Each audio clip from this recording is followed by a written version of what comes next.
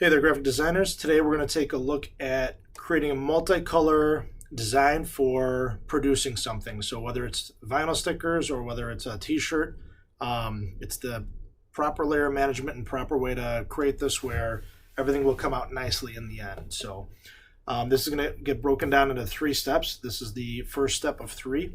First thing we need to do is go File, Document, Color mode. We always want to make sure that we're in that CMYK. As always with that original layer, we want to lock it and then rename it. So we're going to call it original. We're ready to start drawing out now. As always, we're going to sort of start from the outside and work our way in. I'm going to make a new layer. We'll name it, make sure it's called blue. Easiest way to get that blue rectangle is with our rectangle tool. I'm going to use that eyedropper just for right now to take and get the right color on there. Now that that blue is done, normally we would do black next. I'm going to actually skip the black because there's an easier way to make the black once we're all done with everything. So instead of going black, I'm going to go to the next color in, which is our red. Grab that pen tool. We're going to just click because they're straight lines. I'm going to hold that shift because this comes over right at that 0 degree. And when I go through this, I'm going to do it a little bit quickly just so that we can get through it. We want to make sure everything's a complete shape, so I want to make sure I get that little circle up when I'm doing that pen tool. Again, I'll grab that eyedropper to make it that red. And then next we got that yellow. As we're doing that yellow, remember that that Alt-Option key will help you out with controlling the curvatures of the lines. So when I come over here, I'm going to click and drag so that it meets that curve. Right here, I'm just clicking. I'm going to click and drag for this curve here. Now my next line, I don't want to curve down, so I'm going to hold that Alt button so that it comes, I could reposition it to go to the right. Same thing, I don't want it to come upward, so I'm going to hold that Alt button again. Bring it back a little bit.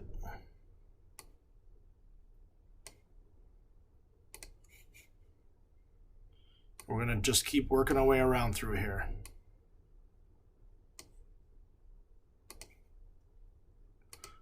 Again, I could use the shift because there's 0s and 90s there.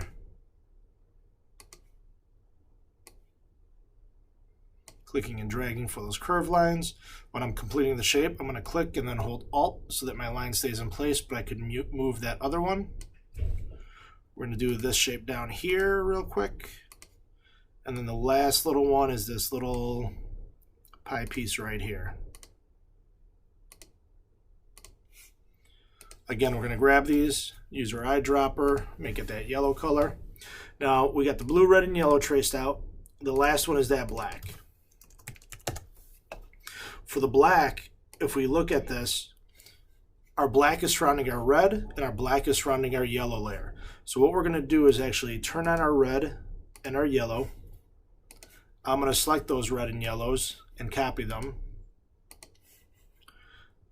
I'm going to hide them right now and go to my black layer and do a paste in place. That's going to take and paste it down and put it exactly in the same place that it originally was, but it's going on the layer that I have selected. Now, we don't want these filled with red and yellow. We want them to be black, so I'm going to set my fill for clear right now. And we can see that the lines are already lining up with our black outline. So I'm going to bring that stroke to the front. I'm going to put a green fill on there right now just so we can see what's going to happen. But I'm going to take that stroke and make it larger. Now if we look, that stroke is going inside and outside. We don't want it to come inside. So if I click on my stroke, right here we have a line stroke. I can set it for the inside or I can set it for the outside. So I'm going to set it for the outside right there, get it to be about the right size. And that looks pretty good. So I'm going to take that and make that black color. Now, one of our rules is that when we are done with this, we're not allowed to have any strokes on an object. So right now, if we go through this, if I click on my blue, we can see it's a filled object. Red is a filled object right here. No stroke on it. Same with the yellow. Our last one here is our black. That black is a stroke because of the way that we created it. So we need to transform it into a filled object. The way that we do that is we're going to say object, expand appearance. Okay, that's going to take it from being a stroke to a filled object, but make it look exactly the same way. If I was to take and just sort of flip this around, that's not what we really want. So again, we're going to grab it. We're going to say object, expand appearance. And you can see that our stroke goes away and it turns into a fill.